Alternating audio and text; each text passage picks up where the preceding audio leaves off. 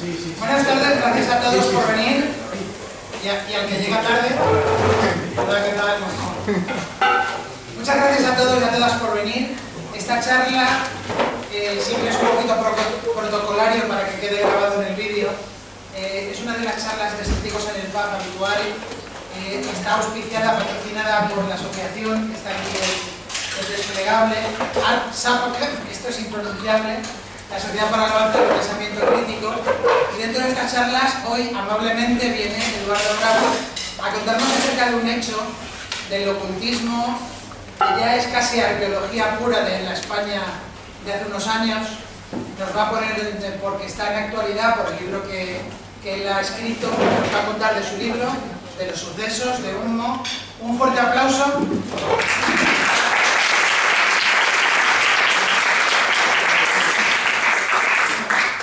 El libro es Humo, la increíble verdad, y le dejo a él que nos cuente acerca del libro y de los sucesos. El libro lo tiene aquí y luego se monta el tenderete de la entrada, por favor. Gracias. Eduardo, gracias.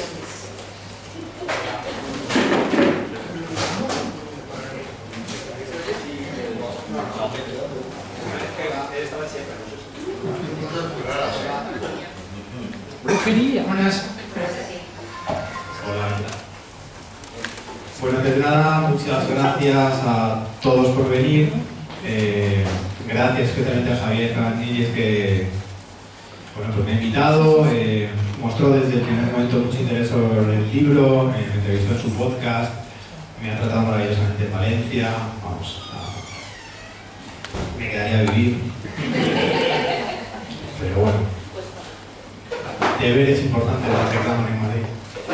Entonces, bueno, gracias a la asociación por invitarme, por estar aquí. Espero que pasemos una tarde divertida sobre el que yo considero que es el tema ufológico más importante del mundo. Seamos humildes, o seamos más que humildes, seamos realistas del mundo. Hablábamos antes de Roswell y todo esto. Humo, amigos, Humo es el tema ufológico más importante por muchas razones que ahora os voy a explicar, por algunas, y que luego abriremos un turno de preguntas para que debatamos entre todos, que creo que es lo realmente interesante, más allá de lo que yo pueda contaros, ¿no?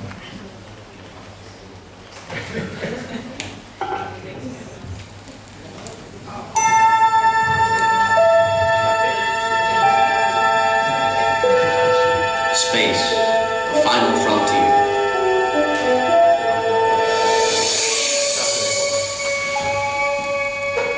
These are the voyages of the starship Enterprise.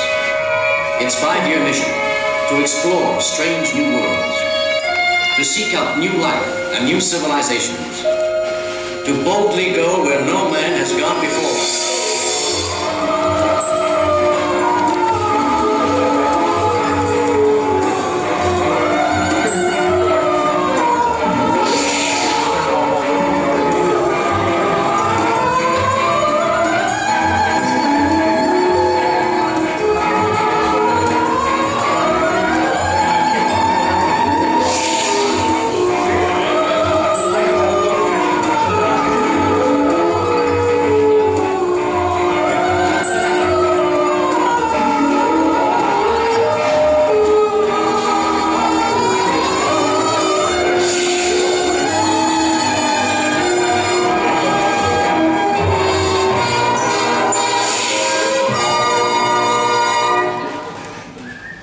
Bueno, supongo que habéis reconocido la sintonía, era de la serie original de Star Trek, La Última Frontera, y efectivamente, San José de Valderas, la última frontera. Y no es un adjetivo baladí.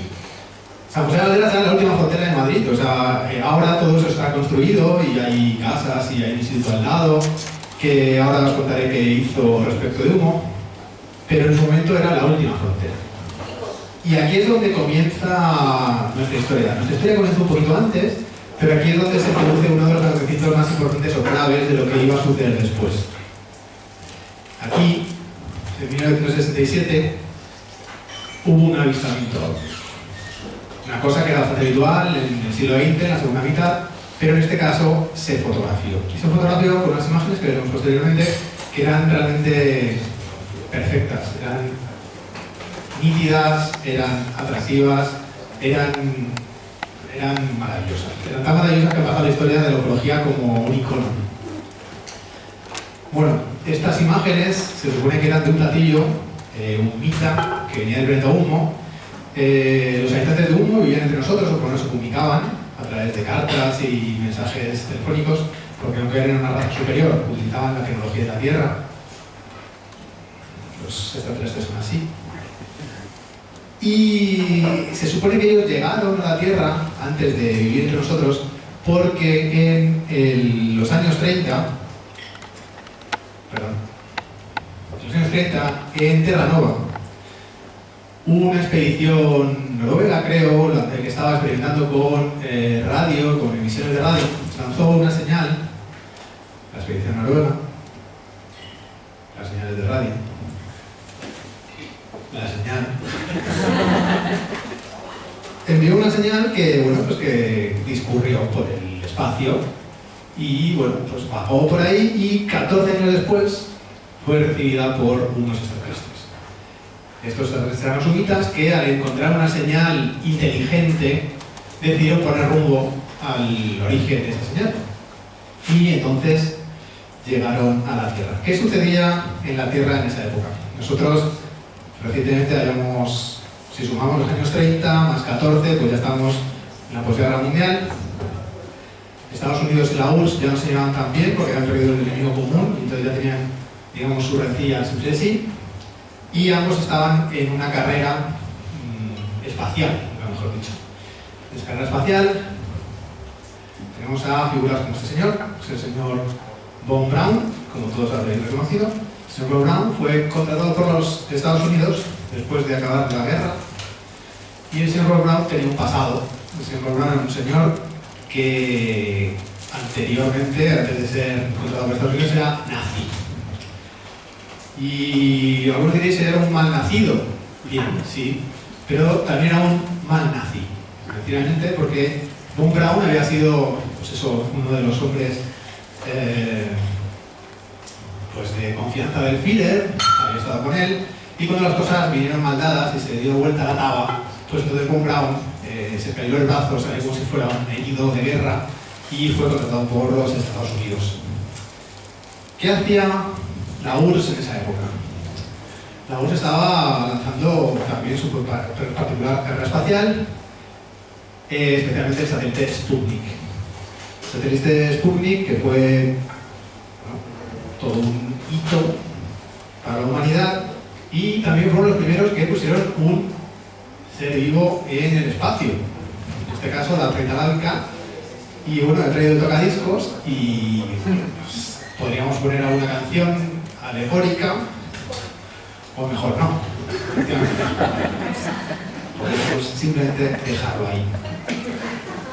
¿Qué hicieron los Estados Unidos? Bueno, pues no podían ser ellos menos y lanzaron Telstar. Telstar fue el primer satélite de comunicaciones que hizo que se pudieran emitir imágenes, pues o sea, de un continente a otro. Así. Una de las primeras transmisiones que se hicieron fue un mensaje de Kennedy. Bueno, primero se emitió un partido de béisbol porque el presidente no estaba todavía visible. Entonces, el primer mensaje fue de Kennedy hablando sobre unas medidas económicas que iba a tomar en relación sobre la evaluación o no del dólar. Y eso provocó que las bolsas, digamos, sufrieran un terremoto. Es una cosa bastante interesante porque tenemos que darnos cuenta en todo este proceso sobre humo que las comunicaciones no son como las entendemos actualmente. En los años 50 y 60 las comunicaciones eran muy lentas, eran muy rudimentarias y los mensajes tardaban muchísimo tiempo en llegar, ¿no? Entonces, en el caso humo, que también hay una serie de elementos, digamos, como de autoconvencimiento, de ganas de creer, también juega a favor del mito o del relato el hecho de que no fuera tan sencillo echar abajo determinadas informaciones de las que se nutría, ¿no? Bueno, Telstar fue todo un acontecimiento hasta el punto de que se crearon canciones, igual que la Reina Blanca inspiró algunas, Telstar inspiró otras. Aquí el grupo Los Tornados hicieron una canción de Joe Meck, el productor inglés, que se inspiró en el satélite y que estaba tan convencido que la canción iba a ser un éxito que los hermanos estaban de gira. Nos dijo, por favor, volver a Londres porque tengo un hit, nos va a hacer millonarios y tenéis que grabarlo. Ellos volvieron, lo grabaron, no se hicieron millonarios. John Lennon se suicidó porque tenía deudas con su casera, pero bueno, la canción es un clásico. Pero mientras Estados Unidos hacía exploración espacial, mientras los soviéticos también, mientras los ingleses hacían Telstar, ¿qué hacíamos nosotros? Nosotros hacíamos cosas como esta.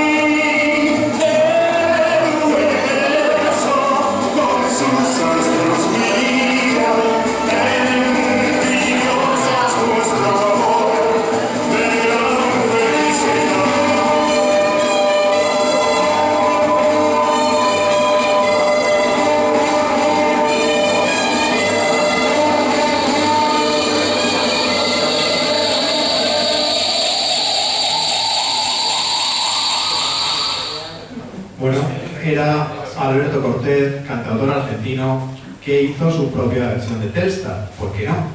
Si lo hacían los ingleses, ¿por qué no íbamos a hacer los hispanohablantes? Nunca mejor dicho, los hispanohablantes, porque los que conocéis la canción, Telstar es un tema instrumental.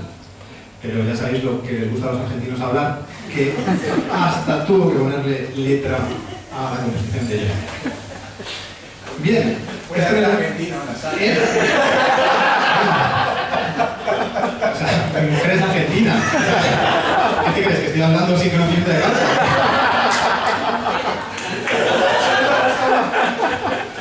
O sea, esto era como para los ofendiditos, Y por eso tengo que volver a Madrid en el autobús de la UNA. Bueno, pues sí, efectivamente, en España pues también teníamos esas ansias y esas ganas de descubrir otros planetas, ese space hate, ¿no?, que estaba por ahí. Pero lo hacíamos evidentemente a nuestra manera. ¿Cómo lo vamos a hacer? Pues bueno, nuestra carrera espacial es particular, ¿no? Nos entendemos por el nombre en el espacio. Pero también este ambiente de conocer otros mundos, en una España que era muy gris, que había una dictadura, había un dictador, había un sátrapa, que tenía restringidos los derechos de reunión. Por ejemplo, esto era una cosa inusual, estaba prohibido, los derechos de libertad de expresión, por supuesto los de prensa, de publicación. Un libro como este a lo mejor podría haber sido el libro de Libelo y estaríamos todos en prisión. Bueno, a lo mejor también acabamos en prisión, aunque sea de otra época. Entonces en España, en Madrid concretamente, había una reunión en la Ballena Alegre que estaba en los sótanos de un bar que ahora se llama Joyce, mira, estamos en irlandés, se llama Joyce, que está al ladito de Correos, y era un sitio que no digamos que era telúrico, pero bueno, donde habían pasado muchas cosas desde mucho tiempo atrás. En los años 30 se reunían ahí los intelectuales de la época, gente de la generación del 27, falangistas. De hecho, Celaya recuerda que allí se compuso el Carasol, o sea, Foxá, Sánchez Mazas y todos los demás hicieron allí, hacían los versos en una mesita, y Celaya y los poetas del 27 les ajustaban los versos porque no les encajaban en rima, ¿no? Bueno, esa era la anécdota. También dice Celaya, no sabíamos que la cosa iba a acabar como acabó, ¿no? A lo mejor se les dejaba estar. A lo mejor todo empezó por un poema mal rimado. Bueno, entonces en esta tertulia había un señor que para una asociación como vosotros, que es de escépticos, es muy interesante. El profesor Sesma. El profesor Sesma es una figura relevante de la época que escribía sobre ovnis, que tenía una columna, esto fue un poco más adelante, pero tenía una columna en la revista 10 Minutos, que era una revista popular, que llegaba a mucha gente, y que incluso salía en televisión. En el Nodo hay imágenes del profesor Sesma guiando, ¿no? Nunca mejor dicho, como de Mingurdoboy, como guía las tertulias de la Ballena Alegre. ¿Qué es lo más interesante del profesor Sesma? Que en contra de lo que los escépticos podéis o podemos pensar de no me creeré esto hasta que me lo demostréis, Sesma tenía un punto de vista muy interesante, que él decía, yo me lo creo todo hasta que se demuestre lo contrario. Bueno, es un paradigma, es un cambio de paradigma, es una forma de vida que a lo mejor no te sirve para determinados aspectos de la vida, pero para el tema de los ovnis y de las cosas raras da mucho juego, no nos engañemos.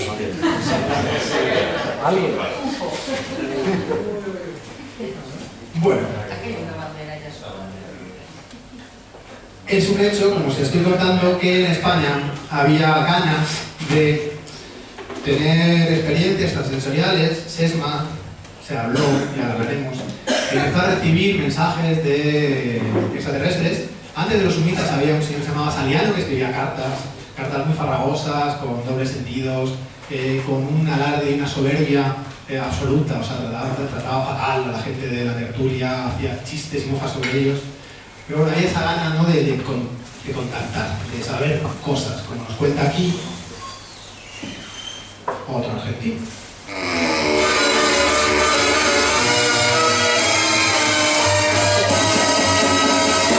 Ignorada, marcianita, aseguran los hombres de ciencia que en 10 años más tú y yo estaremos tan cerquita que podremos pasear por el cielo y hablar de amor.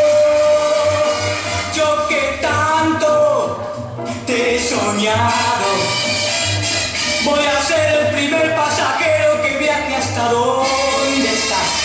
En la tierra lo he logrado, que lo ya conquistado se quede conmigo nomás.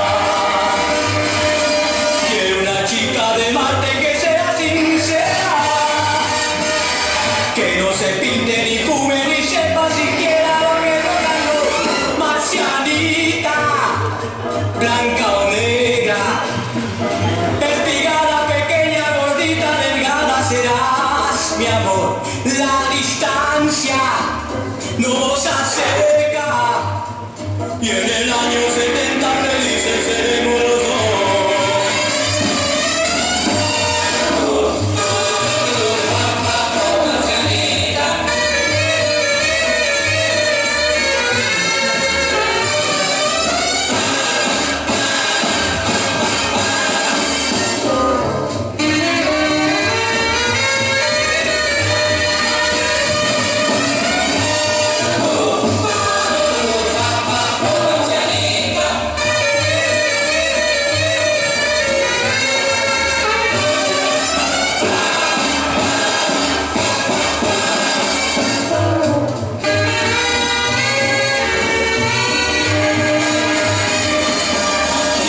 Chica de Marte que sea sincera, que no se pinte ni fume ni sepa siquiera lo que logran los marcianita, blanca o negra,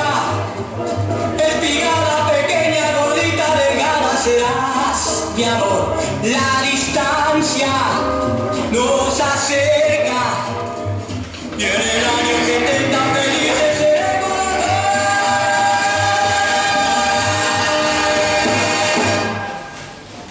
Bueno, había ganas de contactar con los marcianos, pero con sus limitaciones.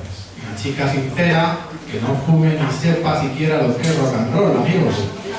Billy Cafaro era un ejemplar claro del patriarcado de la época e incluso a las marcianitas las iba a llevar por el camino de la amargura.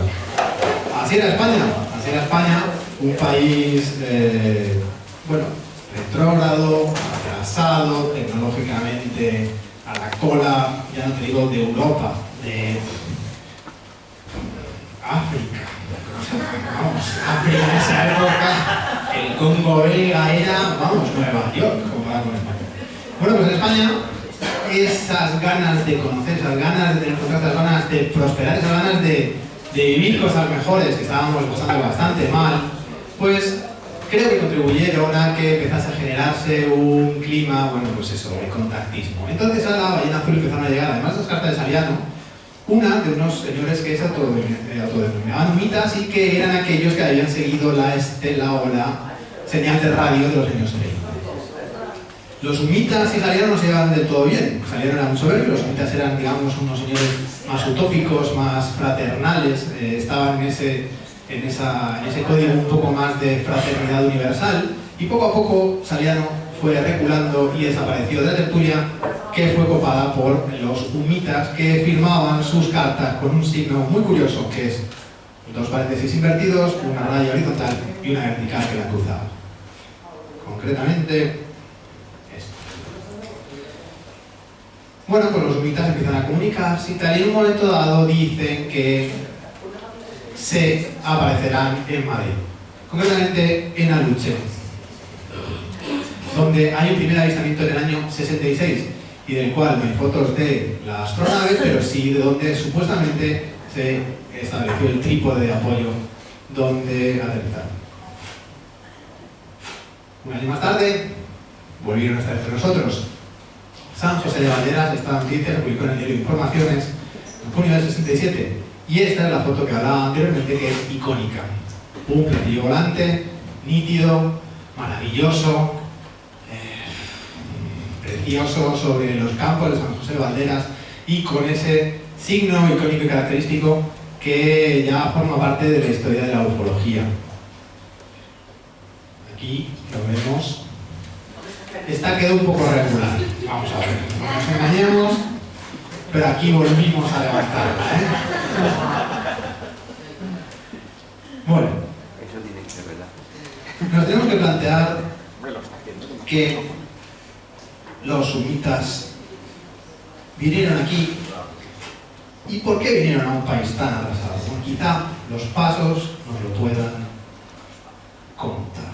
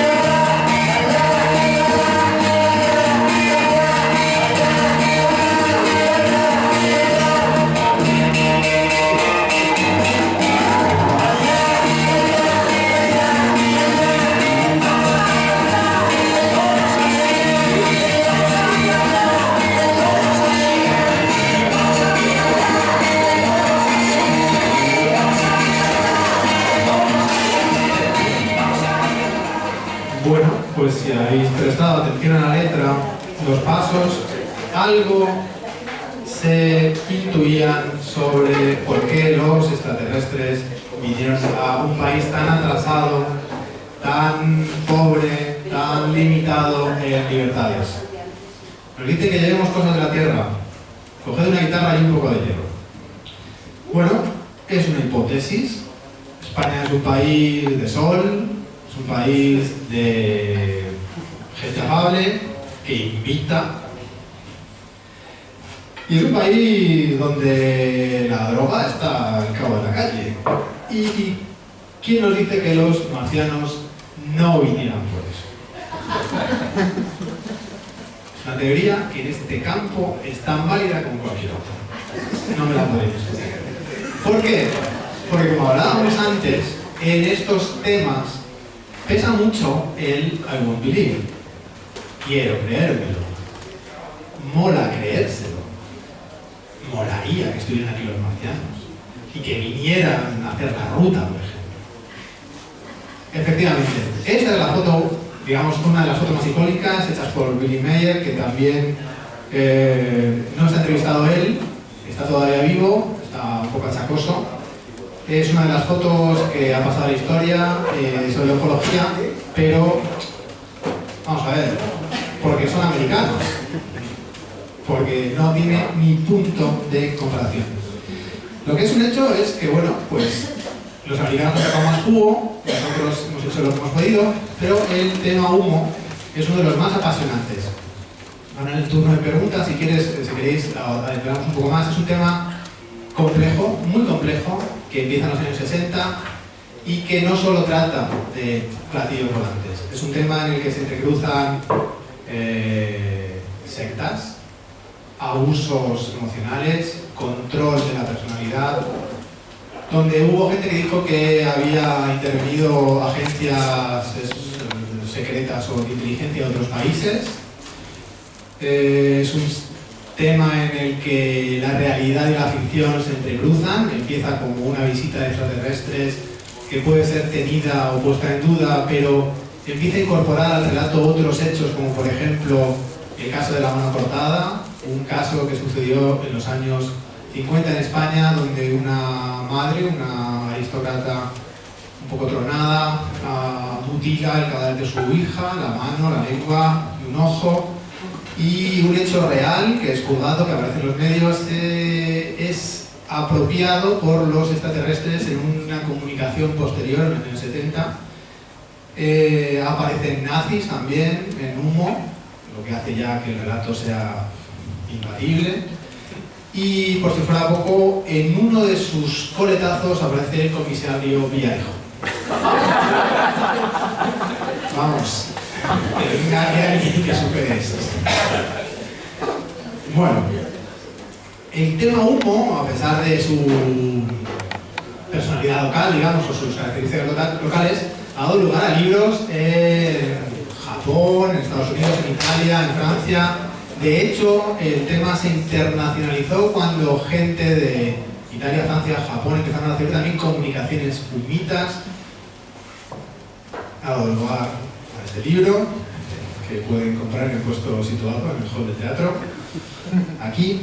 Y bueno, y volviendo al tema de por qué ya como conclusión antes de pasar a las preguntas, ¿por qué los humitas? Os había reído mucho cuando he dicho que los humitas venían aquí por la afabilidad del pueblo español.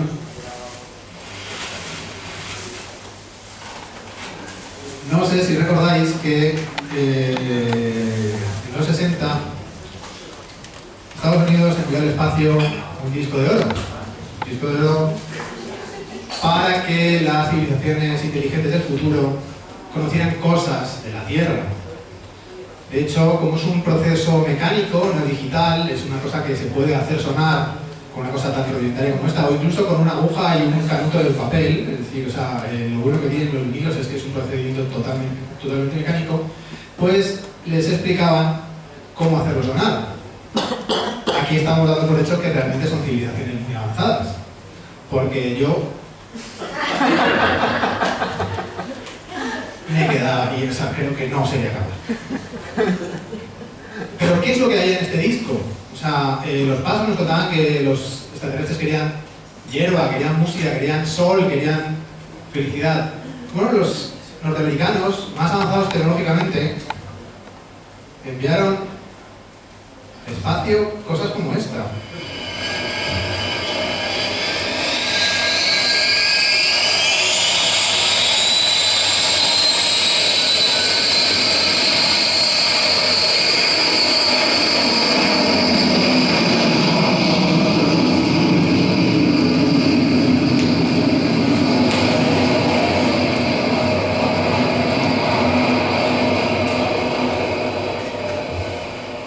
Sonidos de jets despegando, sonidos de locomotoras. Los Beatles no estuvieron, ¿no? Porque en un alarde de visión comercial, la EMI se negó a licenciar un tema de los Beatles si no pagaba la NASA por ello. Entonces los Beatles no están incluidos en el disco de oro. Si está Chuck Berry, por ejemplo, si hay bluesmen americanos, si hay un montón de gente, están las variaciones Charlie Gold tocando las variaciones Goldberg, todo esto, pero no están los Beatles porque la EMI se negó a hacer el máster. Bueno, la cosa es que hemos mandado a que nos... O sea, la tarjeta de visita de los Telecolas que hemos mandado a los extraterrestres son ruidos, amigos, ruidos. ¿Realmente esperamos que vengan a vernos con esto? No, no. ¿Por qué vinieron los humitas? Porque teníamos cosas mucho mejores que ofrecerles. Sol, música, droga. Efectivamente, cuando uno tiene droga, siempre tiene amigos. Se olvida la habla. Pues así es, así empezó Humo, así continuó Humo. Humo continuó con sus altibajos, venidas e idas, hasta los años 90, cuando un señor que se llamaba Jordán Peña confesó que se lo había inventado todo.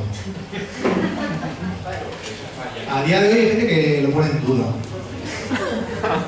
Jordán Peña era un señor que había tocado todo su currículum, era una persona que no era lo que decía ser, pero que había ido medrando especialmente en los cenáculos de parapsicología, ciencias ocultas, misterio, el estudio de lo raro, y le ha ido bastante bien, porque sin ser una persona que se enriqueciera con ello, sí que había medrado lo suficiente como para tener prestigio, para ser tenido como una voz cualificada a la hora de hablar de sectas, platillos volantes, y sectas que especialmente él tenía su propia secta para satisfacer sus pulsiones sadomasoquistas, con algunas acólitas a las que, bueno, pues, enredaba con estos temas. No sé si habéis visto un documental, esto es off topic, que se llama Abducted Plane no sé cuántos, lamento que me acuerde. Es un documental que está en Netflix, donde se cuenta el abuso sexual de una menor por parte de un vecino, utilizando a los extraterrestres como argumento para armar todo el relato de dominación. Bueno, Jesús Jordán Peña hizo más o menos lo mismo, pero las menores eran señoras bastante detalluditas que cayeron en sus barras y que lo pasaron realmente mal. Bueno, este señor en los años 90 lo declara todo. A día de hoy hay gente que lo sigue negando de una forma bastante beligerante, y como lo bonito de estas cosas es que es imposible llegar a un punto de certeza, a día de hoy los mensajes sumitas siguen llegando. Ya no utilizan cartas mecanografiadas con Olivetis portátiles, ni llamadas de teléfono por teléfono fijo, lo hacen a través de Twitter, por ejemplo. O sea, hay cuentas de Twitter donde los sumitas se comunican contigo, si quieres, y si les sigues a lo mejor van hasta un DM. Bueno, pues eso es más o menos de lo que trata Humo. Trata de muchas más cosas, pero yo creo que eso ya es mejor que lo hablemos entre todos y que disfrutemos de lo que yo considero que es un tema que, más allá de que sea cierto o no sea cierto, es un relato apasionante que además hunde sus raíces en, como muchas de estas cosas, en los deseos, en las esperanzas, en los anhelos del ser humano desde que es humano y desde que el mundo es mundo. Es decir, el poder entrar en contacto con personas que son mejores que nosotros, que viven en un mundo más elaborado, más avanzado tecnológicamente, donde las enfermedades se han superado, donde el trabajo ya no lo hacemos nosotros, sino que lo hacen las máquinas, donde la fraternidad reina, donde no hay abusos, donde no hay explotación. En el fondo es una visión muy utópica que también se relaciona con el socialismo utópico del 19, con cosas como William Morris, y que caló muy bien en una España donde no era precisamente un paraíso idílico ni era una cosa donde se pudiera disfrutar de libertades. Entonces, muchas de las cosas que pasan en Humo podrían explicar simplemente en esa necesidad de creer, en ese efecto balsámico que tienen los relatos, en este caso relatos ufológicos, pero cualquier tipo de relato que se cuenta desde la Odisea hasta, no sé, Lord Jim, a relatos que nos cuentan y que nos sirven de bálsamo para poder sobrellevar el día a día y estas cuestiones pues que nos aquejan, nos duelen y nos molestan, ¿no? Entonces, quizá, más allá de todo el daño que ha supuesto Humo, que también lo tiene, toda la parte cómica, que también la tiene, Humo es un magnífico relato de cosas que están muy vinculadas al ser humano desde siempre. Quizá es ahí donde, a pesar de su perversión, porque es un relato muy perverso en ocasiones, es también muy valioso. Y fin.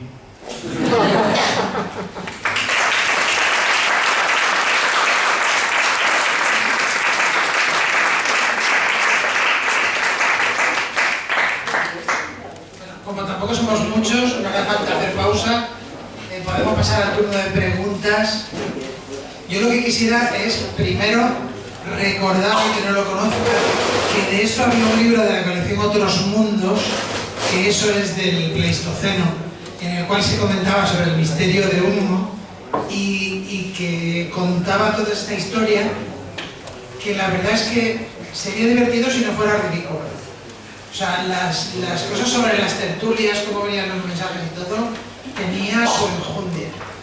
Uno de los expertos en temas de estos que se está levantando ya aquí, Javier, no te vayas mucho. Ven acá, que ya quería hacer algunas preguntas sobre el tema. Javier, Sí, aparte, porque así he contado el ambiente y tal, pero realmente para la época es increíble todo lo que se montó, porque aquí hablamos de cartas, pero ¿cuánto? Llegó a haber cientos de cartas, algunas de 15, 20 folios, y una de las cosas características, así, bueno, se me oye, ¿no? Y una de las cosas que siempre ha llamado la atención de Hugo, que lo hace, entre comillas, el caso perfecto, es que en lugar de ser los típicos extraterrestres con orejas, que dan un mensaje de cuidado con la energía nuclear y todo eso, ellos jamás vendieron ninguna burra. Ellos se limitaban a vender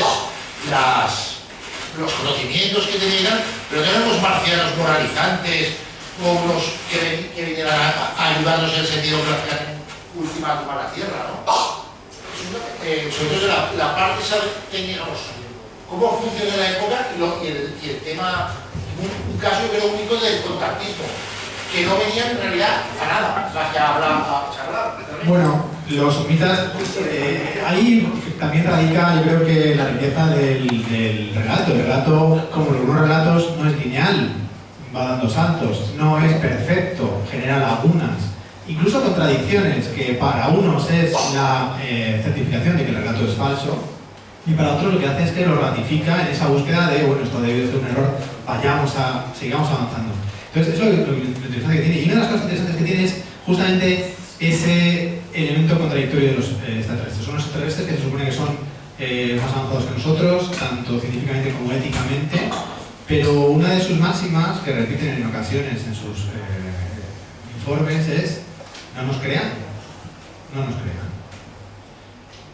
Y en ocasiones, y especialmente cuando se produce la muerte de Franco y empieza la transición, los mensajes de los humitas son bastante esperanzadores hasta el punto de decir no sigan a líderes, hagan su vida. O sea, es poco menos que un mensaje libertario. O sea, sean dueños de su propio destino, de su futuro, de sus decisiones y sean consecuentes con ellas. Eso se contradice con, después, actitudes sectarias dentro de los grupos ufológicos, que por supuesto los hubo, porque hubo gente que dijo que esto era mentira desde el primer momento y se les estigmatizó, se hizo chanza y burla de ellos en medios, digamos, especializados, pero especializados en la medida de lo posible. Pero lo que me refiero es que ese tipo de contradicciones es lo que, digamos, hace que el relato sea más interesante y más duradero. O sea, el hecho de decir Si fueran extraterrestres perfectos, maravillosos, sin fisuras y sin trabas, uno empezaría a decir pero algo está mal, tiene que tener enterrado a alguien en el jardín, ¿no? No, los mitas eran señores que incluso te decían eso, no nos crean. Entonces, claro, si tú dices, no me sigas, pues lo muy probable es que te siga porque quiera saber más de ti. Entonces ese tipo de cosas sí les pasaban, sí les hacían. Entonces, claro, caló muchísimo. O sea, fue una cosa paradójica, pero creo que está muy enraizada en la naturaleza y en el comportamiento humano. O sea, creo que hay tratados que explican muy bien cómo se comportaron los seguidores de Humo en toda su evolución. Es decir, desde el momento, incluso cómo funcionan los grupos desde el punto de vista sectario, o sea, cómo se aparta al disidente, cómo se le estigmatiza, cómo se le... De hecho, hubo gente... En el caso Humo, si sigues todos los datos, sería muy fácilmente... se podía desbaratar muy fácilmente en el mismo año 67. En el año 66, cuando aparece el ovni de Aluche, hay un testigo que se llama José Luis Jordán y que aparece en los diarios y que da su testimonio y que dice haber visto el caso y tal. Y en el año 67 hay un testigo que dice llamarse el señor Jordán Peña. Y a nadie se le ocurre pensar que el señor Jordán y el señor Jordán Peña son la misma persona. Es decir, ¿qué posibilidades tiene de que te toque la lotería? Vosotros sois escépticos, seguro que lo sabéis mejor que yo. Imposible. Solo a Matanzo, que era un edil del Ayuntamiento de Madrid, le tocaba la lotería todos los años. El gordo, además. Todos los años le tocaba. Al resto de los humanos eso no nos pasa. Antes pasaba en Castellón. Y en Madrid se... En Castellón, sí, pasaba. Y supongo que por los mismos motivos que en Madrid. Es decir, bueno, ya sabemos todos, no vamos a meternos en Madrid. Pero la cosa es que esto viene a cuento de qué posibilidades tienes, qué posibilidades tienes de ver un extraterrestre en caso de que haya un avistamiento. Que ya es mucho decir, bueno, pues, ¿qué posibilidades tienes de verlo 2 veces? Imposible. Bueno, a nadie se le ocurrió tratar eso. Y cuando en un momento dado los escritores, los autores de Un caso perfecto, que estaba en la colección de los mundos, dicen, conocimos a un amigo que también es ufólogo y que quiso saber un poco más del asunto, y cuando se presentó a nosotros para hacer un trabajo de campo, nos dimos cuenta de que era el famoso señor Jordán que estuvo en el avistamiento del 67 y el 7 de diciembre. ¿Y qué tal? ¿Le seguís dando información sobre lo que estáis haciendo? Sí, comparten la información, se pasan cartas, y dicen, hombre, es un poco como poner el zorro a cuidar la gallina, ¿no? Pues sí, fue así. Por un lado hay ingenuidad y por otro lado creo que había muchas ganas de creerse que esto podía funcionar, que era realmente un caso perfecto y que los humitas están entre nosotros. Aunque solo fuera por motivos de evasión de la realidad.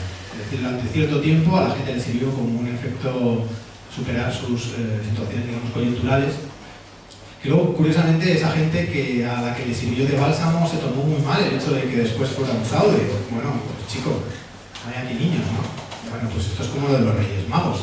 Los Reyes Magos son un fraude, lo sabemos, pero está probado que sirve también para el desarrollo del pequeño, es decir, el elemento simbólico, el deseo y tal, sirve en la construcción de la persona.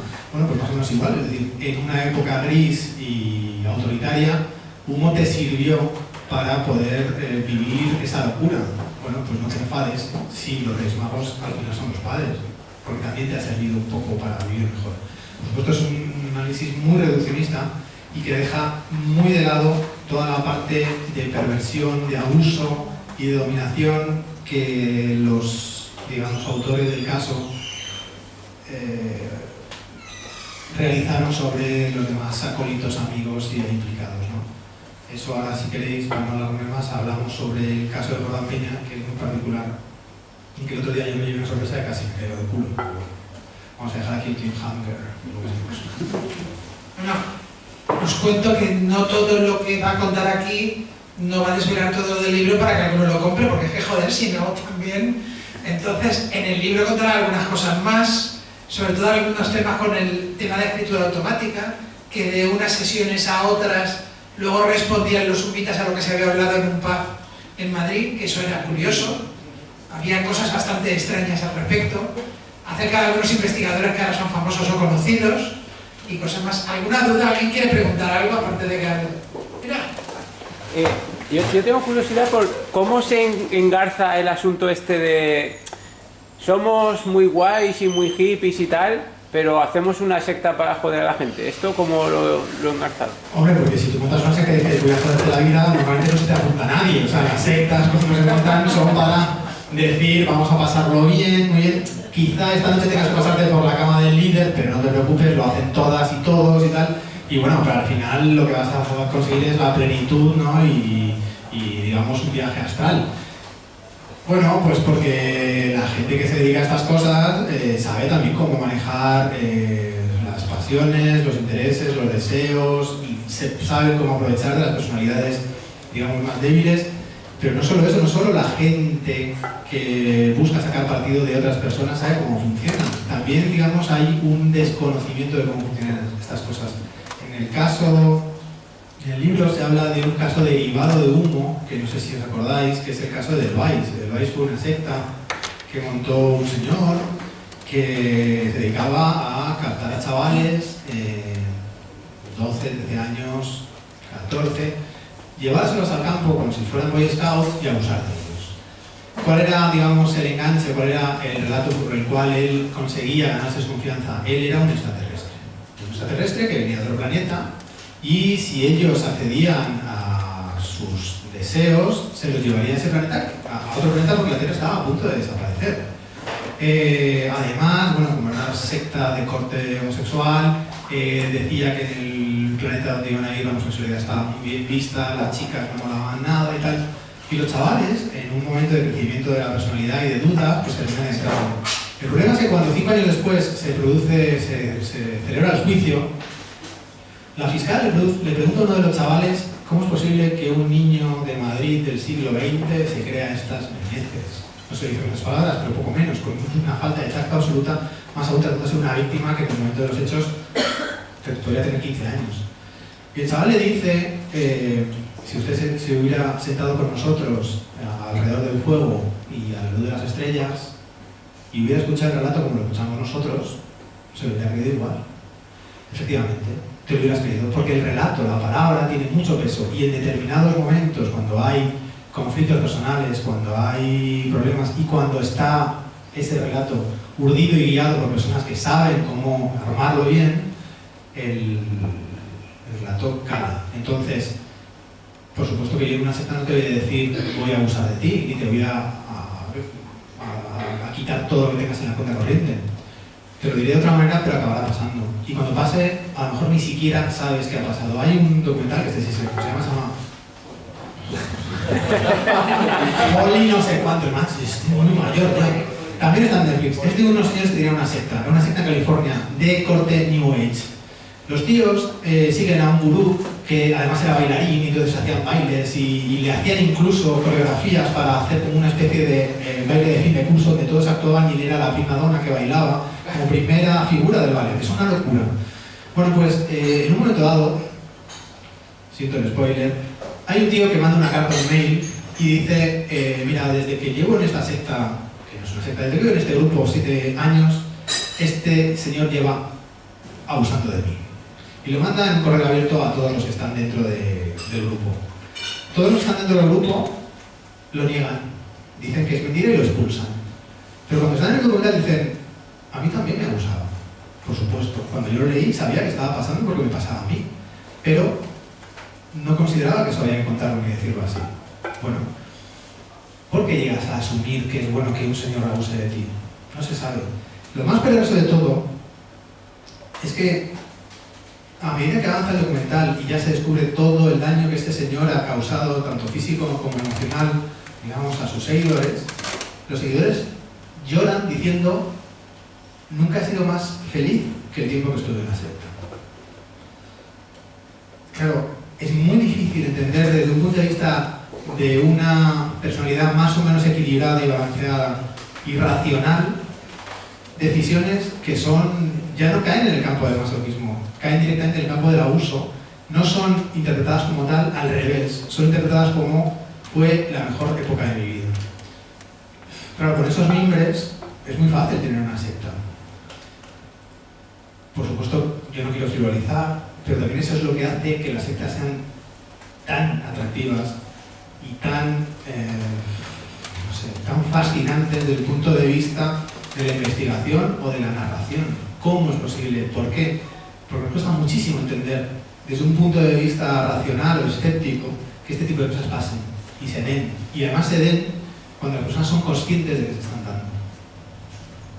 Pues eso es lo maravilloso del ser humano, que en ocasiones también es muy doloroso, pero, o sea, yo por supuesto si tuviera la respuesta no estaría aquí, sino que estaría una secta. O sea, sería mía y os daría la verdad, ¿no? Pero eso, la verdad no existe y bueno, y es muy difícil interpretar qué nos pasa por la cabeza a los humanos y especialmente en algunas situaciones.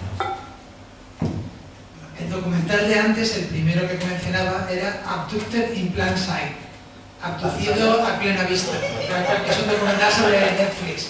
El de ahora creo que es sobre la secta Oso o algo parecido, creo que es. No, es una secta desconocida. Sí, no es la de Oso. Bueno, un tío muy ridículo que algo operado La de Oso también muy Antonio. Bueno, que esto se sale un poco de los marcianos, porque es justamente una cosa que acabas de decir ahora, que la gente que está abducida por estas sectas decía, yo era feliz. Entonces, a mí me ha hecho un patapú, ¿vale? Y entonces, si son felices, ¿qué somos nosotros para darle la felicidad? Es decir, aquí me mete un baclao y no, tú eres feliz, pero no te dices de ahí porque eso no es lo que tú cantas. Bueno, ese argumento lo utilizó el señor Vargas Llosa cuando se detuvo al gurú peruano que se había llevado a una muchacha española a Perú. Había tenido relaciones sexuales con ella supuestamente voluntarias, había tenido un bebé y los padres habían estado buscándola. Vargas Llosa publicó una columna en El País diciendo quiénes somos nosotros para meternos en la vida de una persona. Bien, efectivamente, sí, yo también me lo creo. Es decir, son felices, pero lo que tenemos que plantearnos también es hasta qué punto esa felicidad se ha conseguido con un uso de la libertad pleno. Sí, claro, podemos... No, sí, por eso, o sea, si al relativizar podemos también, somos libres del momento en que firmamos hipotecas, podemos ir a trabajar y tal, ¿por qué nos pegamos con los gurús y no nos pegamos con el banco? Bueno, pues porque hasta ahora el banco todavía no ha tenido acceso carnal conmigo. La frontera. Es que no tengo hipoteca. Por supuesto que entiendo y es un punto de partida maravilloso. Es decir, ¿por qué quiénes somos nosotros para meternos en la libertad de otra persona y en su felicidad? Las felicidades tienen muchos aspectos. Es decir, hay gente que es feliz mientras le apagan cigarrillos encendidos en el cuerpo. Por supuesto, es fantástico. Es una opción más y no nosotros que digamos que sí o que no. Claro, el problema es dónde está esa frontera y luego, por supuesto, hasta dónde permitimos que el Estado y las autoridades estén dentro de nuestro ámbito personal. Es decir, cuando una cosa es una cuestión de salud pública, por ejemplo, ¿por qué no puedo drogarme o por qué no puedo hacer uso de determinadas sustancias libremente como adulto que soy? ¿Por qué no puedo usar mi cuerpo para comerciar con él si libremente quiero hacerlo y cobro por ello? Es decir, claro, ¿dónde están los límites de la libertad y dónde están también los límites de la autoridad? Entonces ahí entramos ya, digamos, sí, entiendo tu postura, pero me refiero que es tan interesante... No tengo postura. Claro, sí. O sea, y la pregunta genera las preguntas y lo que nos damos es como una respuesta, es decir, ¿quiénes somos nosotros para discutir que votéis a Vox? No pasa nada. Se voten. Tiempo. El documental, el segundo, es Holy Hell, el Sagrado Infierno, con traducción así muy libre. Hay una pregunta aquí al fondo, perdón. Hola, ¿qué tal? Un comentario a lo de la secta. Me hizo acordar cuando salió el caso de Saibaba y los abusos sexuales. En Argentina, la representante de la secta dijo, sí, yo sabía que Saibaba se llevaba a sus alcohólicos a un cuarto a tener sexo con él. Pero era Dios, y ¿quién soy yo para cuestionar a Dios? Entonces ahí ya tenés la respuesta para mí definitiva. Y después, con los sumitas, ¿una vez lo describieron físicamente o alguien tuvo un encuentro cercano, tercer tipo con ellos? Sí. Es que no falta de nada en el asunto humano. Los sumitas Los sumitas tenían una característica que también, o sea, yo lo he contado hoy en las entrevistas que me han hecho esta mañana y si alguien lo ha escuchado, lamento repetirme, pero creo que es una cosa bastante clave para este tema. En cuanto a que es un relato que está muy vinculado a los anhelos de las personas o de los sujetos entre los que surgen. Los sumitas eran personas altas, rubias, de aspecto nórdico, fornidas, cosa que es muy comprensible porque si tú lo que esperas es que te visite una raza superior, vamos, si me viene un extraterrestre con esta pinta, no, pero si me viene un tío nórdico, alto, guapo, vamos, que me lleve en la nave, en brazos. Ese es el tema, es decir, en una España donde la gente venía de una posguerra, donde la talla media era pues como la mía o menor, imagínate, donde éramos hirsutos y morenos, pues claro, los superiores no podían ser como nosotros, tenían que ser más altos. Esto es muy interesante porque cuando se produce el caso de la mano cortada, lo que hemos hablado de la aristócrata que mutila el cuerpo de su hija, esta aristócrata, que era una especie de espía que había estado colaborando con las autoridades españolas durante la guerra de Marruecos y había conseguido, gracias a sus artes y a sus intervenciones, liberar a muchos soldados que estaban detenidos por los líderes rifeños. Esta mujer asiló, digamos, o acogió en su casa de Albacete a dos hombres de aspecto nórdico que pasaron por España en los años 40, finales de los 40. En una carta de los años 70, los humitas cuentan que no fue la aristócrata quien mutiló el cuerpo de su hija. El cuerpo de su hija, que tenía, bueno, que fue mutilado en mano, lengua y ojo, parece ser que había tenido contacto con un experimento biológico que estaban haciendo esos dos hombres, a los que se califica de humitas, en la casa de Albacete. La chica enferma y entonces los humitas se ven en la necesidad de amputarle esos miembros porque si no se hubiera extendido esa enfermedad por todo el mundo. Bien. Esos dos personajes, gente que ha investigado, que también las investigaciones no son especialmente fiables, todo apunta que son nazis que pasan por España cuando están huyendo de los juicios de Nuremberg y de toda la posguerra alemana para irse a Sudamérica a refugiarse. De repente un hecho que es real, es decir, dos refugiados alemanes posiblemente vinculados al nazismo pasan por España, se alojan en la casa de esta aristócrata, la aristócrata mutila el cuerpo de la mujer, de repente en los años 70 se convierte o entra a formar parte del corpus narrativo de Humo, que de repente pasa de ser una cosa fantasiosa y simbólica a tener un vínculo con la realidad y con hechos fehacientes que sucedieron en España en los años 50. Entonces, todo esto viene a cuento de, tenían aspecto sí, alto, rubio, nórdico.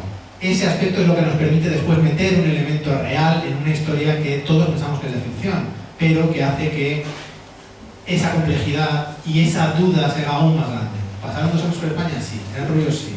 ¿Eran alemanes? No sé. ¿Podían ser humitas? Tal vez. En el momento en que ponemos que la duda cabe tanto en que eran nazis como que eran humitas, el relato de repente adquiere una dimensión brutal.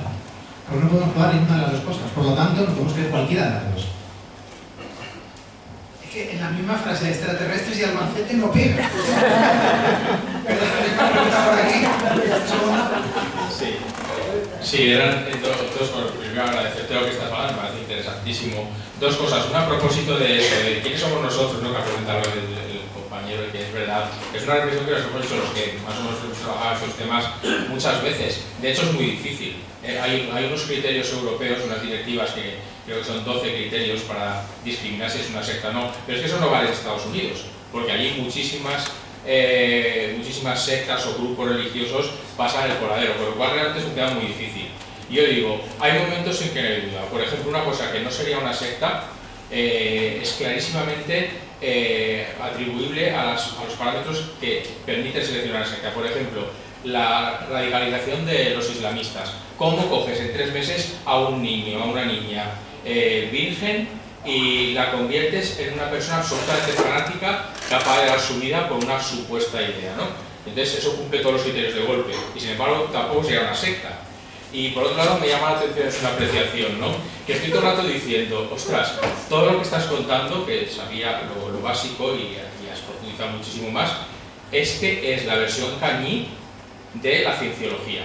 de Ron Hubbard explicando el contexto de la historia de la humanidad como que somos extraterrestres y que debemos aspirar a una especie de punto omega, en el cual nos convertiremos, por supuesto, cotizando en caja, en la sede de la Cienciología de Madrid o en las locales que tenemos por aquí. Y digo, es que es lo mismo, pero la versión Putrecilla Cañí de Albacete que decías tú, y la versión de la sede de la Cienciología con todo lo que iba detrás. En lugar de unos miles de pesetas, unos billones de dólares. Pero sí, sí. Me alegra que me hagas esa pregunta. Ha salido la Cienciología, es un poco como han cantado Bingo. Y además tiene mucho que ver con todo lo que tú preguntas. ¿Cómo consideramos que una secta es tal? Bien. La Cienciología fue secta en España hasta los años... hasta el 2000, me parece, 2000 algo. Hasta entonces, hasta antes de ayer, sí. Sigue siendo secta en Francia y Alemania, por ejemplo, con la misma regulación europea, O sea, Francia y Alemania considera a la Cienciología secta y nosotros la consideramos iglesia reconocida por el Ministerio del Interior e incluso inscrita en el registro de organizaciones religiosas. Efectivamente. No solo eso. La Cienciología tiene también mucho que ver con el mundo. De hecho, en el libro aparece Ronald Hubbard por ese relato, sí. Y no solo tiene que ver con Ronald Hubbard y tal, sino que antes, cuando os he dicho, también sale Villarejo y sale justamente por su vínculo con la Cienciología. Y esto ya sí que va a ser el triple salto mortal de la locura cañí ufológica.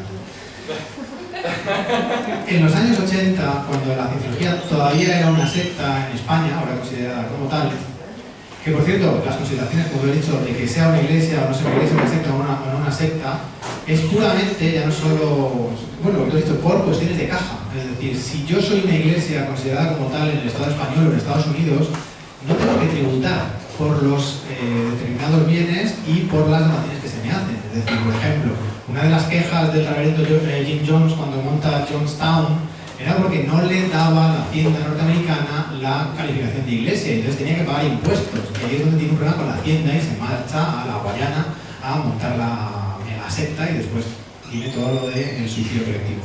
Pero es cuestión puramente monetaria. También cuando hablábamos de cómo nadie se da cuenta de que esto tiene un trasfondo puramente crematístico, pues el chico no se da cuenta, pero vamos, es bastante evidente desde el primer momento. Bueno, esto viene a cuento de, en los años 80, cuando la Cienciología era considerada secta en España, hacen un congreso internacional en el Hotel Meliá de Madrid. A ese congreso internacional vienen, digamos, los líderes o los jefes o los directores de las sedes de Cienciología de casi toda Europa y creo que de Estados Unidos también. Cuando eso se conoce, la Fiscalía y la Judicatura actúan de oficio y hacen una redada y detienen a la cúpula de Cienciología tanto en España como en Europa. ¿A todos? No. A todos no. Hay una serie de personas que no estaban en esa reunión. ¿Dónde estaban esas personas? Esas personas estaban en el Hotel Sambi de la Plaza de Colón de Madrid, asistiendo ¿a qué? A la apertura de un mensaje humita relacionado con la Sábana Santa. Es decir, alguien le había dado un chivatazo a determinadas personas de la Cienciología para que no estuviera en el Congreso Mundial el día que se iba a dar la redada que sucedió y que llevó a mucha gente a prisión y que incluso hubo juicios. ¿Quién estaba en esa época vinculado con la Cienciología? El comisario Villarejo. El comisario Villarejo, hay un señor que es un dibujante, un ilustrador, que en los años 80 trabajaba para la Televisión Española, que, bueno, pues esas cosas se engancha a la heroína y lo pasa realmente mal. Entonces el hombre se marcha de España y se interna en un centro narconón en Francia. Narconón es una de los brazos, digamos, de la estructura de Cienciología que se dedica a la reinserción y a la curación de toxicómanos, pero lo hace con las directrices de... Con antipsiquiatría. Sí, con antipsiquiatría, pero lo hace con esa cosa, o sea, con esas directrices un poco de Hubbard y tal, o sea, que tiene esa cosa. Pero al hombre le funcionó. Entonces le funcionó también y se quitó la adicción, que cuando vino a España dijo: yo voy a montar lo mismo para que gente pueda salir del hoyo. ¿Cuál fue su error? Que lo llamó narcómano. Entonces él abrió una clínica o un sitio donde recogía toxicómanos y les quitaba la adicción y lo llamó narcómano. Cuando la Cienciología vino a España, dijo que no le podía pisar nadie el negocio y entonces le dijo que tenía que cambiar el nombre de su centro. Y él se negó. ¿Por qué voy a cambiar el nombre? Tuvo amenazas, tuvo chantajes, tuvo una denuncia falsa que le llevó a prisión durante cierto tiempo y en un momento dado la Cienciología recurre a Villarejo para que genere un dossier para desprestigiar a este hombre y acabar con él en prisión para que deje de utilizar el nombre de Narcómano. Bueno, pues fíjate, o sea, parecía que la Cienciología y Humo estaban muy separados. Bueno, pues la Cienciología, Humo, los humitas, la Sábana Santa y Villarejo al final forman todo. Vamos, no es que esté en 3 grados de separación, sino que es que está hecho un cogollito y está todo junto. El cogollito, lo de humo, ese humo, tiene mucha relación. Había una pregunta por aquí. A ver, primero un comentario y luego, más que una pregunta, es una cosa que me parece muy curiosa. Lo primero, irónicamente, resulta que en España tenemos una zona que está siendo estudiada para ver cómo puede ser la vida en Marte. Por lo cual estábamos buscando la vida afuera y aquí, justamente en el Río Tinto, tenemos una zona donde podemos investigar cómo es. Pero sobre todo era por la actualización que tiene ahora este tema. Tú ahora pones Humo en YouTube y lo primero que te sale es Mundo Desconocido. No sé, a mí eso, yo lo he visto, he estado curioseando antes y no sé. ¿Qué opinas de eso? ¿Qué voy a opinar? O sea, es lo que hablamos. O sea, en el libro, digamos, hay una parte final. Antes me han comentado que había gente que se había leído el libro que le parecía que era poco crítico. Puede ser, es poco crítico en el sentido de que, bueno, creo que está bastante clara mi postura, pero yo me dejo llevar mucho por el relato y dejo que el relato fluya y que disfrutemos del relato más allá de si es verídico o no. Hay mucha gente que con este relato ha ganado mucho dinero. No Jordán Peña, que Jordán Peña ha ganado más narcisismo o, digamos, prestigio en el mundo ufológico y de la parapsicología y tal. Pero hubo gente que gana mucho dinero. Sigue ganando dinero a día de hoy. Es decir, no sé si se puede decir el nombre, pero JJ Benítez sigue a día de hoy sacando libros diciendo discúlpame, esto no fue una invención. Esto existe desde hace años, el signo humita está en restos del Tíbet y en diferentes culturas y en culturas incaicas y tal. Los extraterrestres nos visitan desde hace mucho tiempo y además los que nos visitan son humitas. Bueno, pues supongo que en ese reflorecimiento del tema, que no se está tratando ni desde un punto de vista crítico ni desde un punto de vista lúdico, sino que se está tratando desde un punto de vista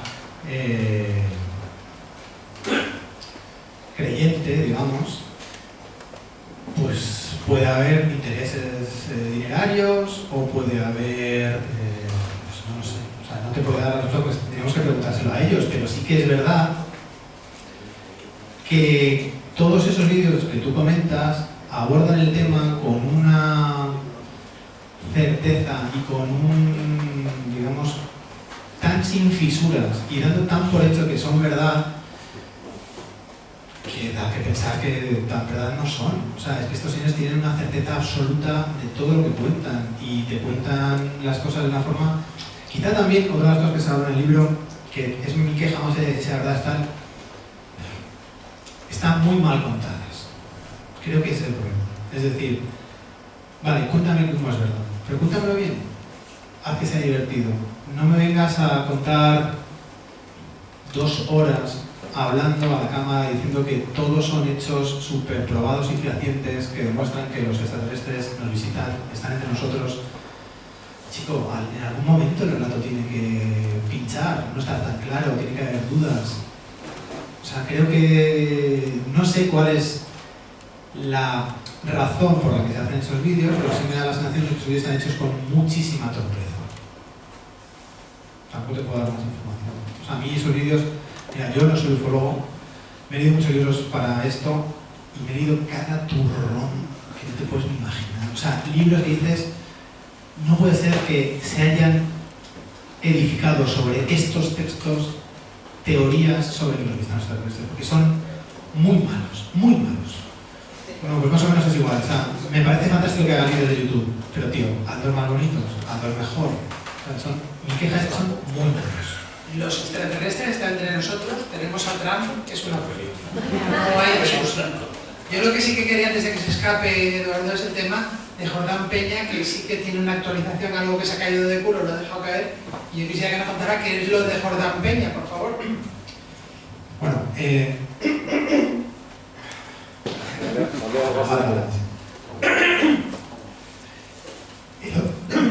otro día presentamos Humo en Madrid.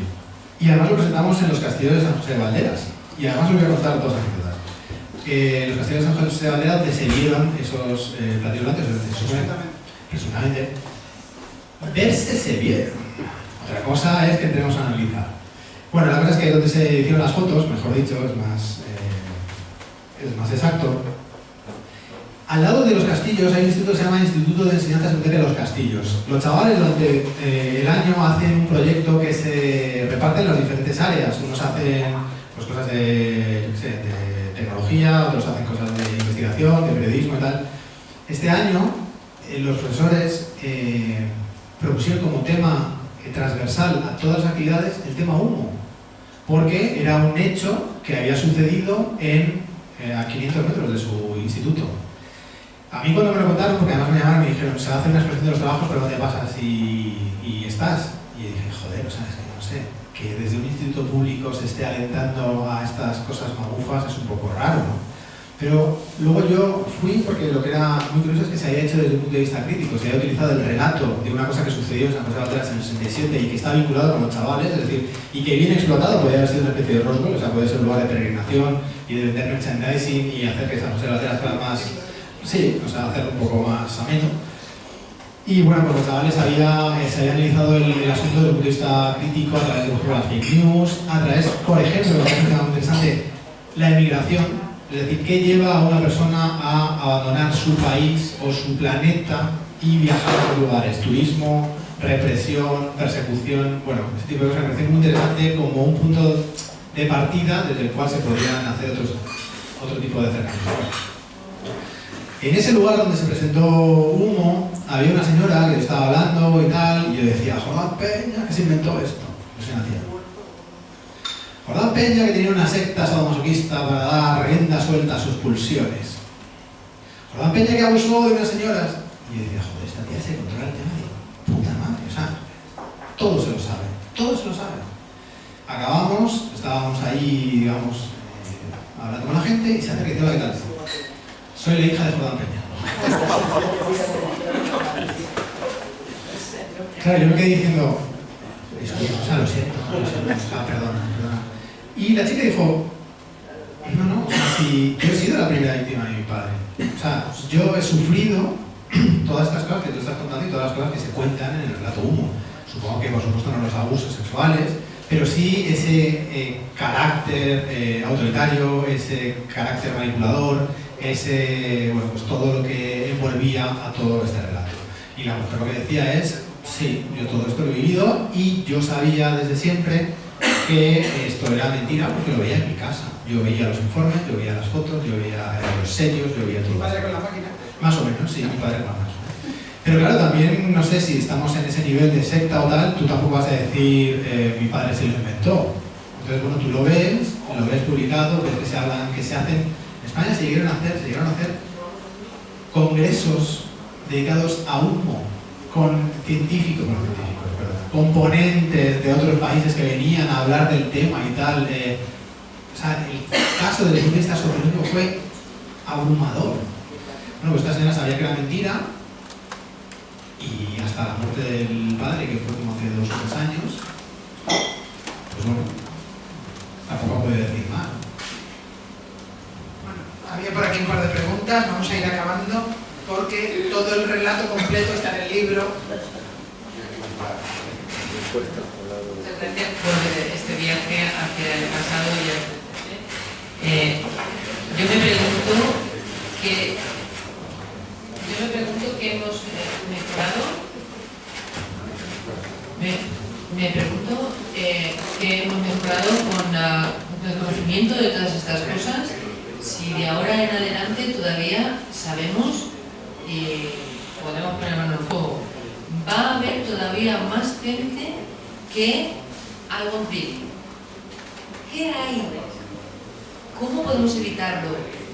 ¿Qué podemos hacer en nuestro día a día para conseguir una utilidad? ¿O qué instrumento? Muchas cosas sabemos.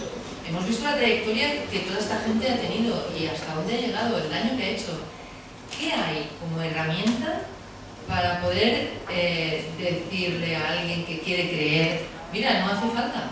¿O qué puede tener un ser humano en su interior como fortaleza para luchar contra este abuso descomunal?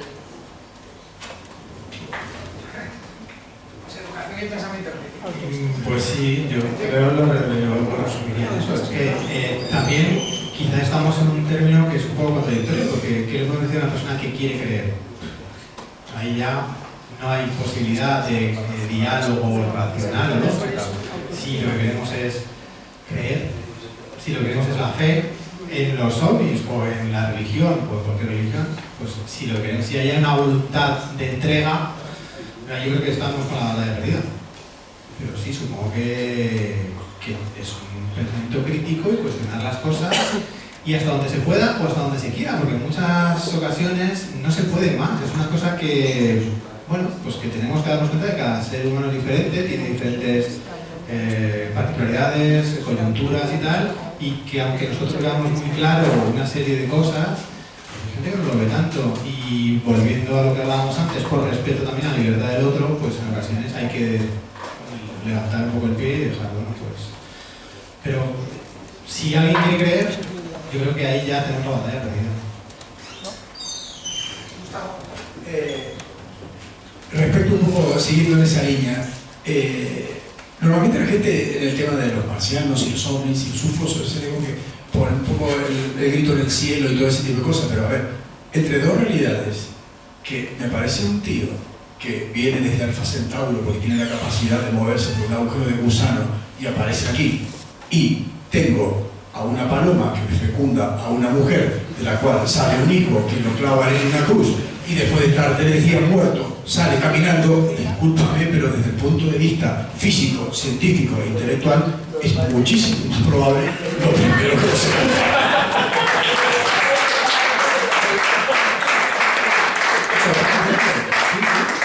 Que no hay ninguna discusión. También te digo otra cosa. Y volvemos a la verdad bien contada. Esto aparece en el libro. Hay una agencia que se llama Karen Erickson que tiene un eslogan que es muy falaz, pero que le funciona, lleva funcionando en los años 30. Es la verdad bien contada. Entonces, esa es la historia, es decir, pero qué bien contada de la paloma. Ahí es donde radica el interés, es decir, qué bien el boato, qué bien el simbolismo, cómo mola el rito, cómo caemos en el rito, en la ritualidad y en el simbolismo, cómo eso nos hace pues, sentirnos mejor en ocasiones. Entonces, tienen, por supuesto que desde el punto de vista lógico no funciona, pero si lo cuentas bien, engancha. ¿Es una necesidad intrínseca del ser humano? Sí, eso no es, yo supongo que sí. Que está muy relacionado en muchas cosas. Es decir, yo no soy creyente, no lo he sido nunca. Hay una cosa que me parece muy interesante. Me he contado que entre los que estáis aquí, alguien es masón.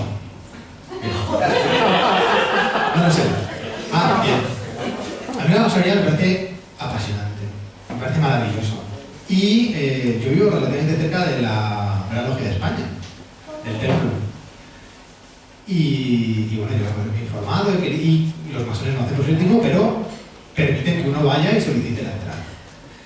Y yo lo que deseo hacerlo, es decir, qué bonito, o sea, el damero, el compás, a la gloria de Gadú, es que es maravilloso. O sea, yo estoy, vamos, ferviente. Hay un problema en la masonería. Hay que creer en una inteligencia superior. Yo no puedo. O sea, cumplo todo lo demás. Me mantengo por mí mismo, puedo hacer obras de caridad, puedo hacer todo. Pero, tío, es que no creo en una inteligencia superior. Y no pedí la entrada. Pero todo lo demás, vamos, todo lo demás me tienes entregado, rómpeme la camisa, ponme la espada, hazme todo, méteme en el cuarto que te escribo la carta cargada del decreto, todo. Ahora, es como de Dalí, soy católico, apostólico romano, pero me falta fe. Bueno, una pregunta vamos acabando de presentar el libro, y lo de la masonería luego te lo explico, que puede ser. Bueno, más que una pregunta era un continuar lo que ha dicho Encarna. ¿Qué podemos hacer? Pues mira, y con lo que ha dicho el compañero me ha parecido genial, Gustavo.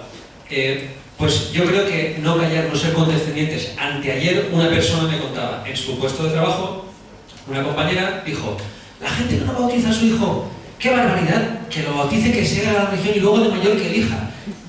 Esta persona, su hijo no estaba bautizado, pero no salió a decir nada. Y nadie de los que había allí, que había muchas personas, nadie salió a decir nada. Entonces, creo que simplemente estamos en la sombra, estamos siendo demasiado condescendientes. No hay que atacar, no hay que decir, no creas eso, pero decir, oye, esto me parece que no es cierto. Pero estamos callando muchísimo. No tenemos personas conocidas e influyentes que hablen contra la religión, contra esto directamente. Todo. No, respetamos, no, religión y ciencia van de la mano. Hostia, no van de la mano. Hago en Dios y en su puta madre. Bueno, con ese mensaje positivo, el comentario de Eduardo que vamos cerrando.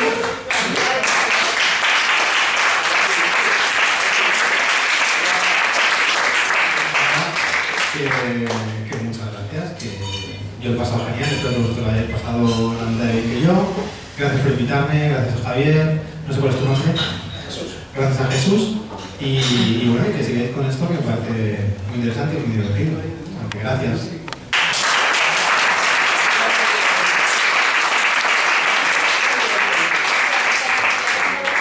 Lo damos por cerrado. En 2 semanas está la siguiente charla, que ya la tenemos fijada. Lo veréis en los canales habituales. Y el tenderete de la entrada, si alguno quiere el libro, que parte de lo que me ha contado está en el libro, que además tiene unas imágenes fabulosas. Gracias a todos por venir.